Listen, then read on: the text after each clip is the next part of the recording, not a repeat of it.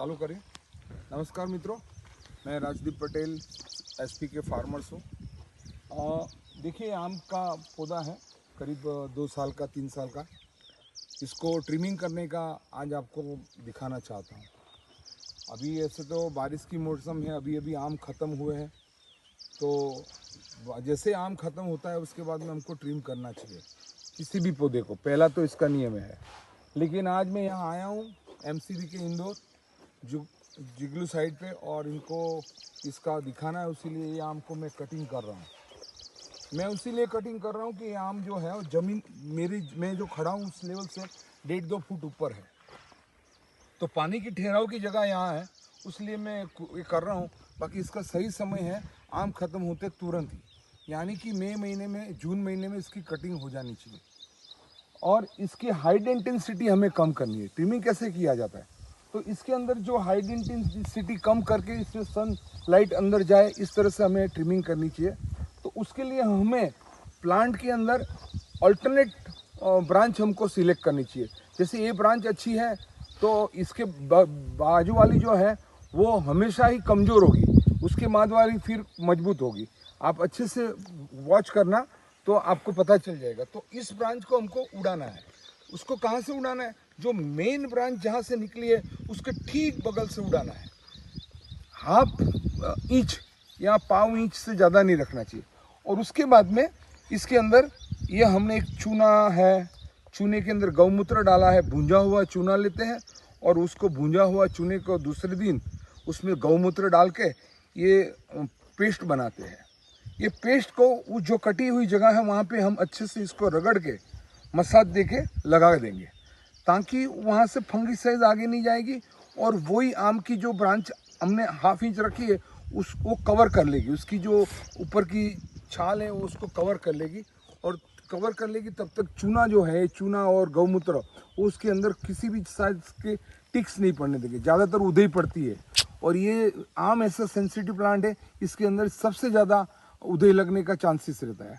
तो हम इस तरह से इसका ट्रिमिंग करेंगे और वीडियो लंबा हो जाएगा, इसीलिए मैंने आपको बता दिया है। अभी ये देखिए यहाँ पे ब्रांचेस जा रही है, देखो तो यहाँ पे आप नज़दीक आइए, देखो ये ब्रांच देखो हैवी है, इसके बीच वाली ब्रांच जो है वो कमज़ोर है, और ये वाली ब्रांच है वो फिर हैवी है, तो ये हम निकाल देंगे। वैसे ही फिर ये ब्रांच हम रहने देंगे, और ऐसे ही ये देखो ये कमज़ोर ब्रांच है, इसको हम उड़ा देंगे। ये देख सकते हैं आप, कमज़ोर है। अभी ये ऊपर का जो है वो हम रहने देंगे, लेकिन इसके अंदर देखिए ये वाला कमज़ोर है, इसको हम ले लेंगे। तो ये उसका वेट भी कम होगा, ये टूटेगी भी नहीं और गिरे भी नहीं। तो दो के बीच की जो ब्रांच होगी वो हमेशा ही कमज़ोर होगी, तो हमें उसके ऊपर फोकस करके उसको ही हटाना है। देखो यहाँ पे ये देखिए मैं निकाल रहा हूँ, ये देखो कितनी हाई डेंसिटी है, ये कमज़ोर है, तो इसको मैं ले रहा हूँ यहाँ से। ये दोनों ही ले रहा हूँ क्योंकि ये दोनों की ज़रूरत नहीं, इसकी जो मेन शाखा जो है 1 2 3 4 चल रही है, और 4 की और 4 चल रही है, तो 4 की 4 नहीं रखनी, 4 की 3 करनी है या 2 करनी है। तो देखो ये एक ब्रांच है, तो इसमें तीनों ब्रांच दूर दूर है, लेकिन ये हम निकाल सकते हैं, ये कमज़ोर ब्रांच है, तो इसको हमको ट्रिम कर देना है। तो सनलाइट जितनी अंदर जाएगी उतने ही मेरे आम ज़्यादा आएंगे।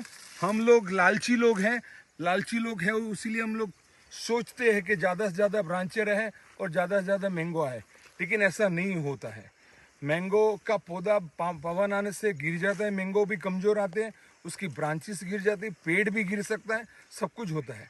और अगर यदि आप काटते हैं तो आपके जितने आम आने वाले हैं, जैसे कि 10 मन आने वाले हैं, तो ऐसे ब्रांचेस कटिंग करके हम सोचते हैं कि 5 मन आएंगे, ऐसा नहीं है, वो 15 मन आएंगे, मतलब 1.5 गुना हम उत्पादन लेंगे। हमें बहुत ही खुले मन से उसकी लाइफ अच्छी रहे वो सोच के हमको ट्रिमिंग करनी चाहिए हर फ्रूटिंग के समय के बाद में। देखिए इसकी मैंने दोनों ब्रांच हटा दी, क्योंकि ये ब्रांच जो जा रही है वो हाई इंटेंसिटी कर रही थी। अभी ये ब्रांच में हटा रहा हूँ, ये हाई इंटेंसिटी कर रही थी, ये हटा रहा हूँ, ये देखो बढ़ा रही थी, ये कमज़ोर ब्रांच है, तो मैं मेन ब्रांच जो है हैवी ब्रांच वो रख रहा हूँ। देखो इसको भी हटा रहा हूँ। तो इस तरह से हमें, मीर भैया आप देख रहे हैं ना? बिल्कुल बिल्कुल। हाँ, तो बहुत ही सिंपल है, लेकिन समझदारी के साथ करने से ये हम कर सकते हैं। नमस्कार, धन्यवाद, जय एसपी के। भारत माता की जय। अस्तु।